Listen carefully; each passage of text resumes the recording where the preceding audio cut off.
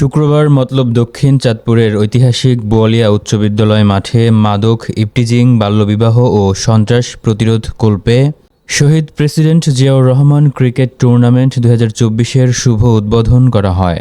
উদ্বোধনী অনুষ্ঠানে প্রধান অতিথি হিসেবে উপস্থিত ছিলেন মতলব উত্তর দক্ষিণ উপজেলা ছাত্রদলের সাবেক সদস্য সচিব, ক্রীড়া সংস্থার সাবেক সাধারণ সম্পাদক এবং সুবে সাদিক মডেল মাদ্রাসার চেয়ারম্যান, সাবেক ফুটবলার মোহাম্মদ মেজবাউদ্দিন মেজু।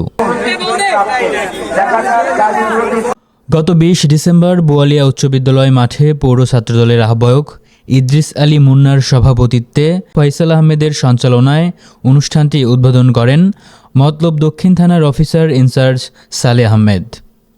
সম্মানিত অতিথি হিসাবে বক্তব্য রাখেন জেলা বিএনপির মুক্তিযোদ্ধা বিষয়ক সম্পাদক মোল্লা মোহাম্মদ জাকির, পৌর শ্রমিক দলের সভাপতি মনির ফরাজি, পৌর স্বেচ্ছাসেবক দলের আহ্বায়ক নূরে আলম মিয়াজি এবং বোয়ালিয়া বালিকা উচ্চ বিদ্যালয়ের সাবেক সভাপতি ইঞ্জিনিয়ার মোহাম্মদ জুয়েল।